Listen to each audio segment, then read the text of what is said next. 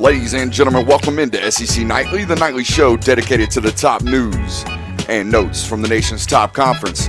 As always, I'm your humble host, Brooks Austin, and on tonight's broadcast, man, we're going to be talking about that Nick Saban guy.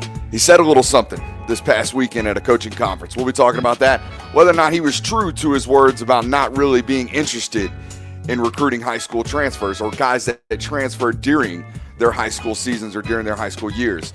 Bleacher Report came out with a list, as they typically do. We love list radio here on SEC Nightly.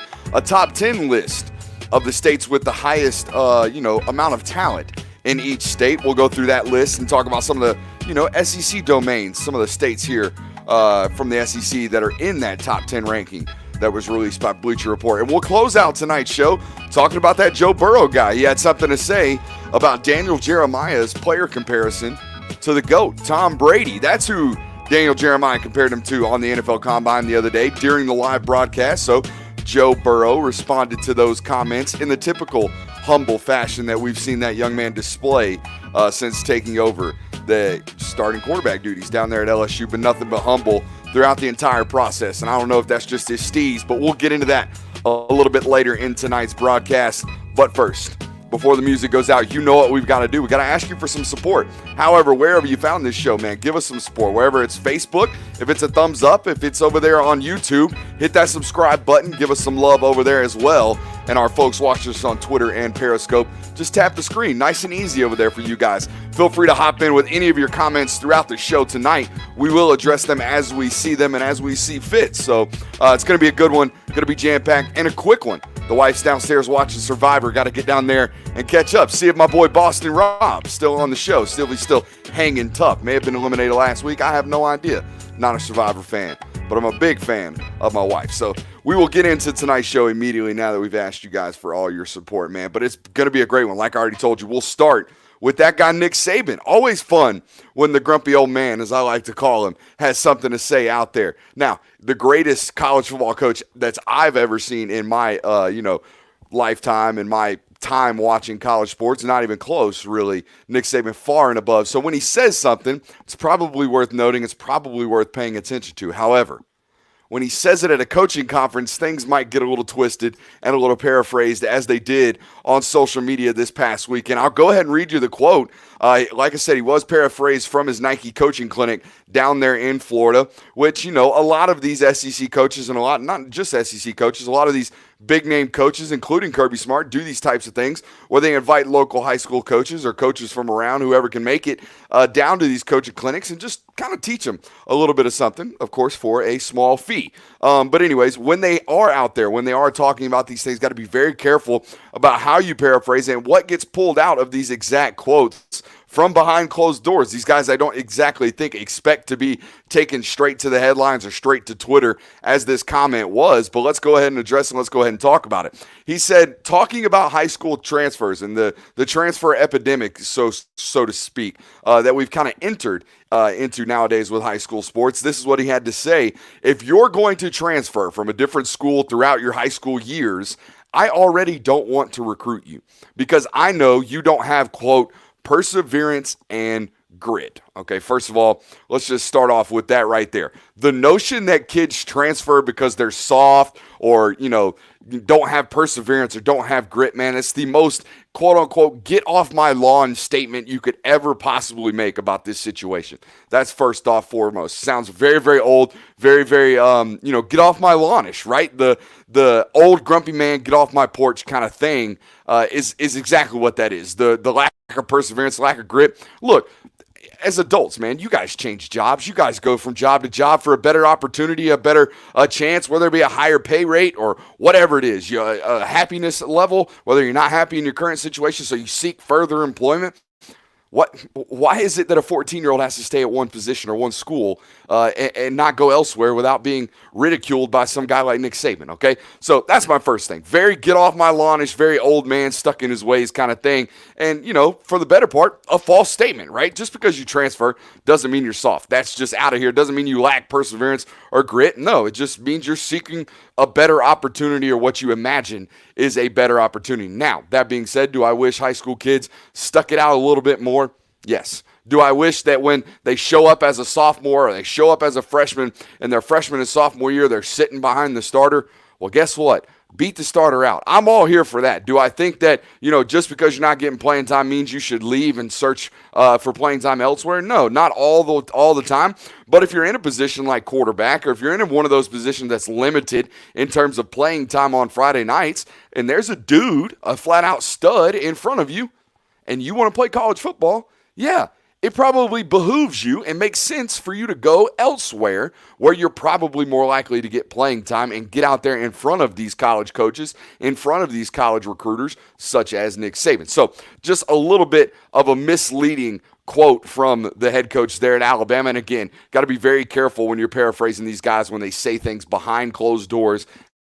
Need it to get out. Secondly, Saban, if this comment is true, is just going to stop recruiting the state of Florida. This is something my boy John Garcia Jr. and I have talked about over there from Sports Illustrated. Look, the state of Florida has just said, you know what?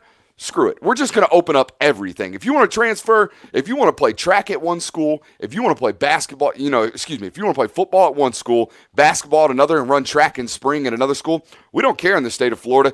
All do it. As long as your credits line up, as long as you graduate on time, all good, all fine and dandy. We don't care. Now, other states like GHSA here in the state of Georgia have much different rules and regulations. But again, to say you're just going to stop recruiting guys who transfer to multiple schools, again, you might as well cut off the entire Sunshine State. You might as well just get rid of Florida, because at this point, guys are doing that. Guys are playing football August through December at one school, playing hoops at another, and then going and running track at another. It's that simple. They're just moving right along, going on to the next one, on to the better opportunity, and most of the time, on to the better team and better, more likely to win kind of scenario. And again, I'm here for the lack of perseverance when it's to that extent, right? Like what Coach Saban's talking about, when you're going 3, sometimes 4 schools throughout your 4 years, you might be the problem. I mean, it's not always the case, right? I know one specific case of a young man that I know personally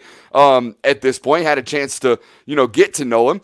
That's not the case with, everyone. They don't always go to different schools and transfer out because of circumstances directly correlated to their behavior or their performance or their quote-unquote perseverance or grit, okay? A lot of these things are extenuating circumstances, things that even the kids can't control, okay? So secondly, if this comment were 100% true from Nick Saban, which I don't believe it is, if it were 100% true, he might as well just throw out the state of Florida, which is a state we're going to be talking about here quickly when we talk about this Bleacher Report list that they came out with the most highly coveted states in terms of high school talents in football, okay? Florida, obviously a hotbed, quite literally, for college recruits and college prospects coming out of that state. So if this were true, he's just eliminating half of his talent pool, basically, because that Alabama roster is littered Florida prospects, and it's also littered with guys exactly like he's talking about. If this is really Nick Saban's new moral code, it's one he's just recently found, and I mean as recent as about 30 minutes before he said this asinine quote. Okay, look at the Alabama roster. Look at it up and down, and you'll find guys over the years like Dylan Moses, like Bo Scarborough, like Reuben Foster, like Shane Lee, who's on the roster now, a true freshman who got hurt last year that was balling out, Evan Neal, Antonio Alfano, Trey Sanders. All Alabama players, either current or past, all played at least at 2 schools. And those are just off the top of our head here at SEC Nightly that we found, okay? So if it were true, if it were his real moral code, if he literally did not, and this is the quote for those just joining us in, if you are going to transfer from different schools throughout your high school years, I already don't want to recruit you. If that is true, if that were true prior to this statement and prior to this coaching conference that he had down there in Florida at the Nike Coaches Clinic, these guys wouldn't have been on his roster. They wouldn't be on his roster now because they wouldn't have perseverance or grit. Again, totally, I think it was probably taken out of context. Is he going to stop recruiting these guys? Absolutely not, okay? He's going to chase after him just as hard as he did Evan Neal, Antonio Alfano, Trey Sanders, and Shane Lee. He's going to keep bringing these guys on, okay, because they're extremely talented. Talent prevails over situation and circumstances 9 times out of 10 in the SEC.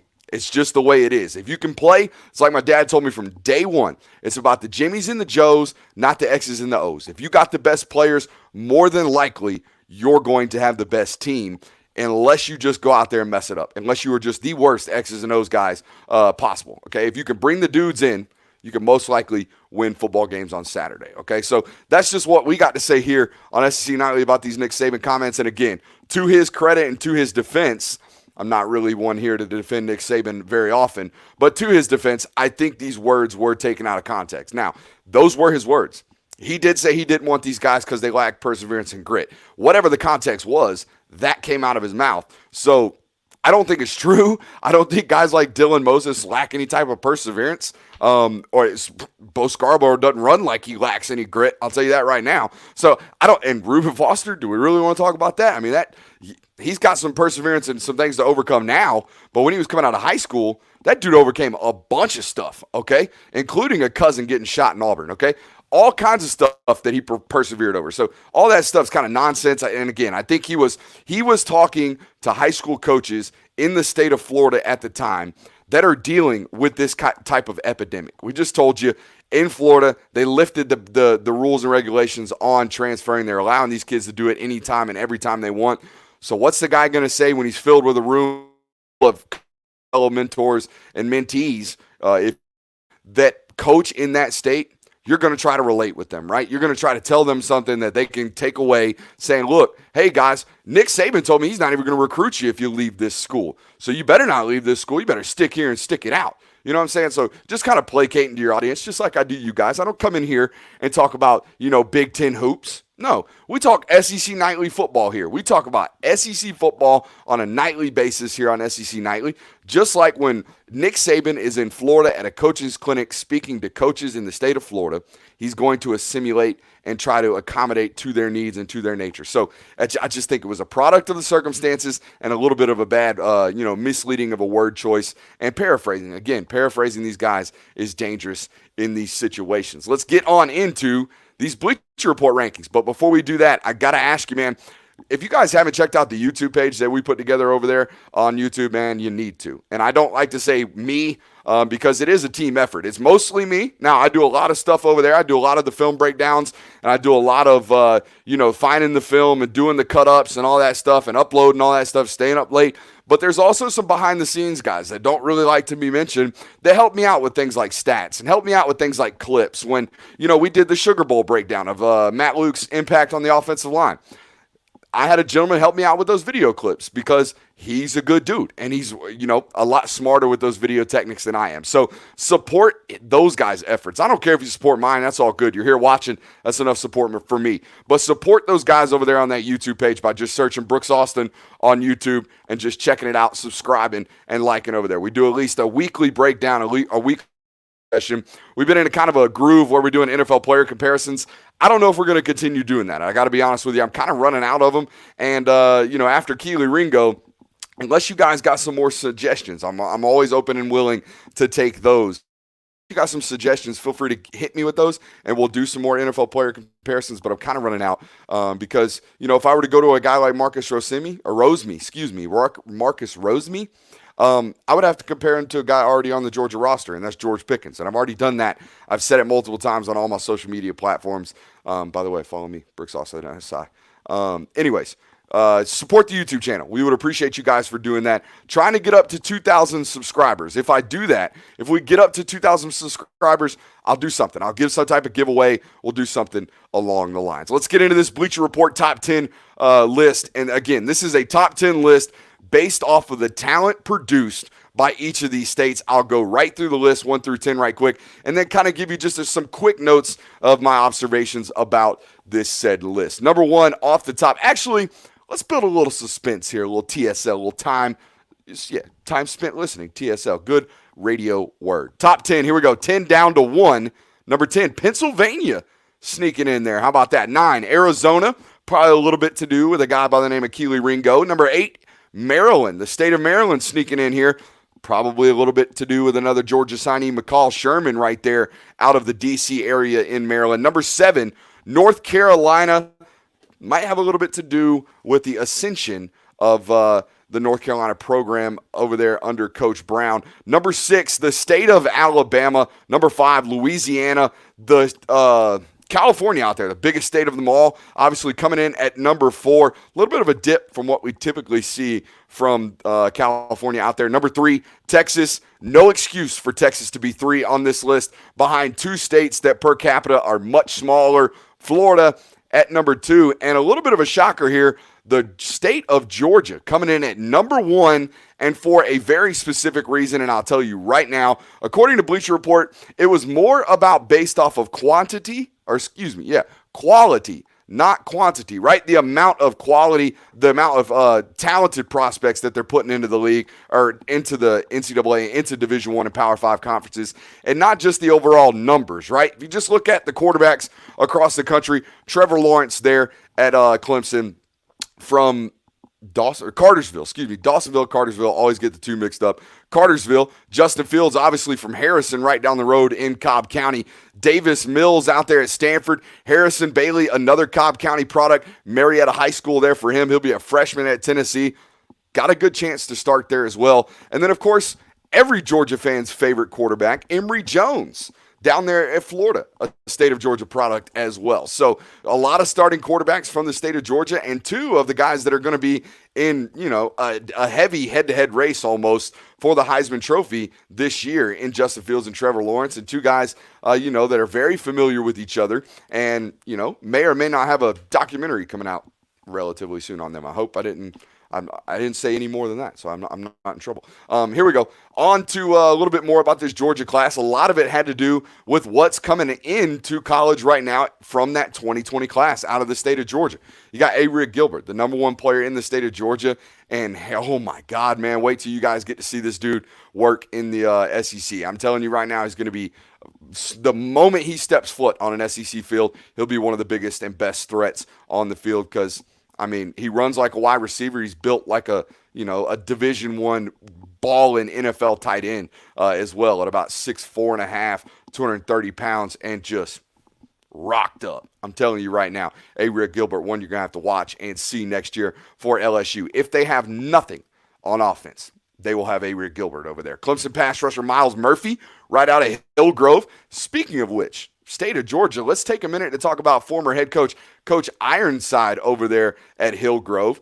In his, 14 years there at Hillgrove, look at some of the names we're talking about here. Bradley Chubb, Kenyon Drake, Evan Ingram, all from Hillgrove. Myles Murphy as well. So, and a guy by the name of Caden Lee there at Hillgrove now. Now, Ironside not going to finish out his career, but if you guys have been following us over there on BulldogMaven.com, you know the name Caden Lee, and you're going to remember the name Caden Lee, a rising sophomore already with 3 big-time D1 offers over there at Hillgrove, so they'll miss out on the Ironside regime there the remainder of the way. But the state of Georgia putting out some dogs, okay? Myles Murphy, offensive lineman here for the state of Georgia. Obviously, Broderick Jones and Tate Ratledge, 2 top 25 talents in the 2020 class. Darlington School, rather, a boarding school up there in Rome, Georgia. That's where Tate Ratledge played his single-A ball career up there. And obviously, Broderick Jones from Lithonia over there just east of DeKalb off I-20. So the state of Georgia really putting it out, and that's not where it stops. Tank Biggs,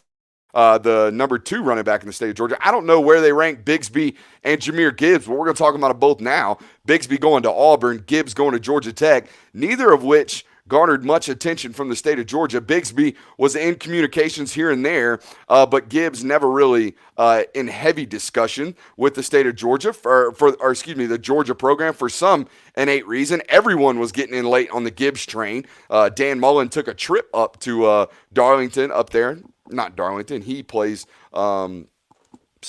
he's up in Dalton High School up there, Darlington, Dalton. See how that could happen. And just for map reasons, I know this is not a regional show here. I know most of you guys are from Georgia, but Dalton, Darlington, just about 45 minutes apart from each other. Rome just straight west of Dalton, Georgia. So either way, that's why the confusion. But back to this right here. Gibbs, for Georgia not to even really sniff around it was kind of interesting to me. I don't know what they saw or didn't see, but they elected to go with the kid from Colquitt County anyways in Dejon Edwards. So they took two backs in the class, one from the state of Georgia, one obviously out there from California in Kendall Milton.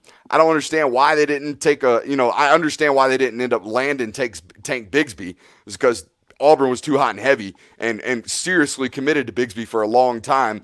Georgia obviously flirted with Zach Evans for an extended period of time before that train derailed completely. But anyways, the state of Georgia putting it out hot and heavy into the NFL ranks as well, but the NCAA and FCS rankings. So another state that I was kind of not necessarily surprised to see because they're loaded down with talent year in and year out, but the state of Louisiana getting in here for me, them making this list pretty much just locks them up for what I've always thought is a top 5 job in the country. And here's why.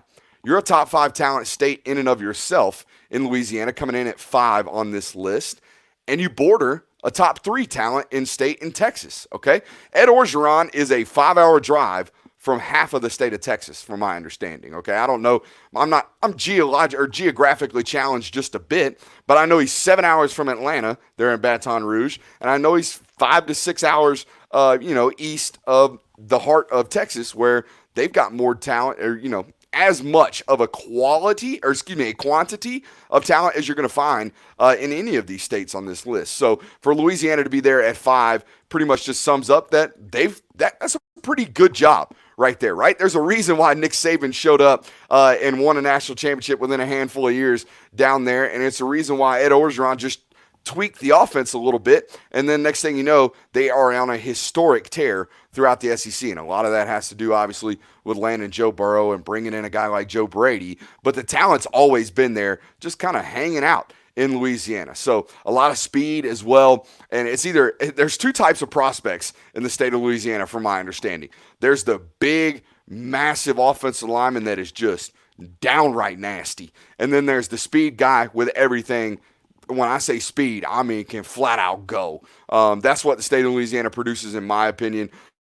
Ashad Clayton's not a burner, but it's kind of an example of that right out of the state, or right out of the school right there at Warren Easton, where you got Cedric Von Prawn, Granger, the big brooder, right, we're talking about on the offensive line, and then you got the skill guy, the back right there paired behind him. It's kind of what it is out there in New Orleans, right? Or not New Orleans, but New Orleans and the state of Louisiana for that matter. But for them to be, right up pit to pit next to Texas, and for them to have as much talent as they obviously do in the state of Louisiana, no reason for them not to finish annually in the top 10 as they always have in recruiting circles. So those are some things that kind of stood out to me. Another thing, how about North Carolina making this list right there at 7? Now, I know Georgia has had a history of going into North Carolina and picking out great football players, most notably, Todd Gurley, I believe, is from the state of North Carolina out there. So they do it. They go up there and they pick a guy out almost every year. So, and forgive me, my memory is a little spacey tonight.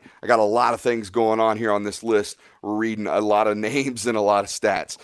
But those are some things that stood out to me, right? Georgia being number 1 over states like Florida and Texas that are so traditionally labeled as the top talent producers across the country. And I like Bleacher Report's reasoning for putting Georgia up there first. Like, look, here's the deal. We know how important and how valuable the quarterback position is. We understand it. If you take a second to watch college football, you understand that good teams typically have good quarterbacks. So for them to, elevate Georgia over states like Florida and Texas for that very reason, I'm in agreement here with Bleacher Report to put Georgia 1, and that's no bias, even though there is a little bit of bias, right? Grew up in the state of Georgia, played high school Georgia football, and loved every bit of it, right? I would put Georgia, if you take the best team from the state of Georgia and stack them up against anybody, IMG Academy included, we see it every year when they come up here and play a team like Grayson, they can hang, if not beat, any state, any state's best team out there. So I'm a little bit biased, a little bit of a proponent of Georgia high school football,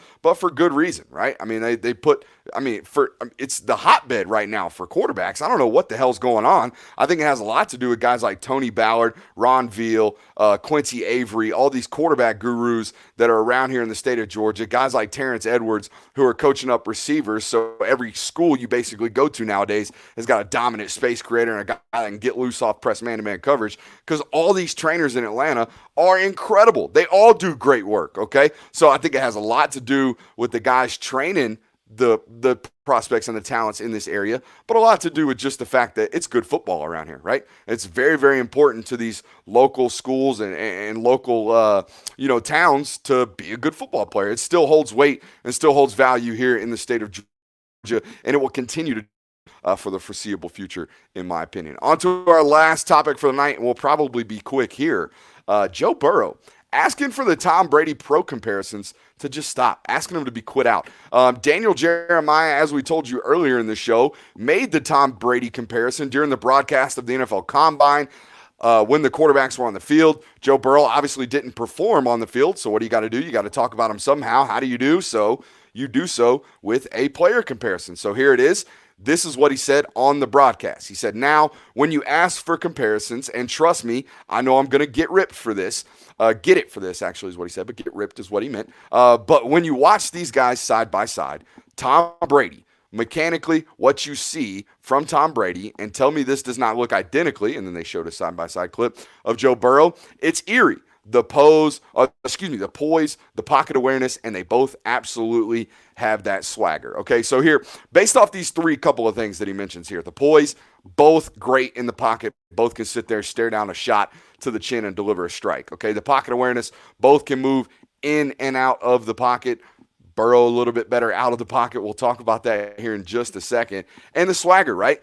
I don't quite remember, correct me if I'm wrong, folks, I don't quite remember Tom Brady ever sitting on a leather couch after winning a Super Bowl or a national championship, which he didn't at Michigan, obviously. But I don't remember him sitting on a leather couch after a Super Bowl with his legs crossed, smoking a big old stogie with I hope no kids are listening, Dick Joe or Big Dick Tom hat on his lap. Okay, for the world to see and the photographer to take. Okay, so I don't ever see that type of swagoo from Tom Brady and the GOAT. But the poise, I understand, right? We talked about that. The delivery, especially. The flick, the turnover on his hand, his back leg over, all that good stuff. It looks almost identical. But here's where I'm with Burrow when he says, quote, please don't compare me to the best player of all time. Let me do my own thing. Don't do that to me, please. Okay, that's the humility we were talking about earlier in the show. If you followed Burrow throughout this process, it's what he is. There's some arrogance there, right? There's what we're talking about. There's some swag, right? You're not a Division I and a Heisman Trophy winning quarterback without a little bit of an arrogant streak. I mean, knowing that you're the best is very, very important, and believing, rather, not just knowing, but believing that you're the best at that position is very, very important for success at the quarterback slot. But that being said, when you follow his quotes, when you follow him throughout this process, he seems to be a humble guy, right? He doesn't seem to walk around with this glowing arrogance, at least in the media. Okay, we don't see anything crazy coming from him. We don't see any clickbait talking. He didn't come out, we're going to beat Bama by 40. He might have said we're going to beat Bama, but he didn't come out and say, we're going to drag him or we're going to do anything like that. When you see him after he makes plays, you might get a heavy fist bump or, him looking down at his hand, telling him to size his ring in the national championship. Might get things like that, but you're not going to see the glaring signs of arrogance or anything like nut grabbing or, sticking flags in the middle of the field or doing anything like that, not shaking hands. Okay, that's a different level of arrogance and confidence that might have resembled a little bit of a shorter quarterback that might have played in the Big 12 and went number one and won a Heisman. Okay, not naming any names, but I think you got it. Okay, so Joe Burrow showing this humility that we already knew, and I think it's a great thing for him. I think it comes off real genuine for me for Joe Burrow. I don't see any fakeness in that guy, and I think that's what's really going to look when you go in an NFL locker room and you're the leader and you're supposed to be the franchise guy. There ain't no fake They ain't no fake. They don't do fake, okay? They sniff that stuff out really, really quick. There's some grown men in that locker room, some guys with house payments and babies and wives, and they've been in the business for a long time, so they can sniff fake out real quick. So you better be genuine, and I think Joe Burrow is, and I think he's going to be able to lead a football program and a football team for that matter. But here's where I'm with Joe when I say stop the comparisons, because outside of the ability to take a shot, which I think a lot of great quarterbacks do, the ability to stand down in the pocket and not be deterred from throwing the football when there's pressure in your face. Okay, apart from the genuine mechanics and the release, I don't think these two are any similar in terms, of their athletic profile. When you look at them, man, when was the last time Tom Brady made a play with his legs? And I mean seriously, not just extended, not just got out of the pocket and made a play, but when was the last time you saw Tom Brady run away from a defender? I mean, I'll wait and I'll sit here all day until my hair turns grayer, okay, because it's already turning gray, but you're not going to find it, okay? Naked boots is about it, okay? He might pull the Peyton Manning every once in a while, where the naked boot out of the back, where he just tucks it and tricks the whole defense. Maybe, once in a while. I think his career long for a rush attempt was like 19 yards, and it was basically on a trick play like that where he faked him out with a good ball fake, okay? So the ability to extend plays with his feet, it's never been there from Tom Brady, okay? This is a guy who at the combine coming out, I think ran like a 5.08.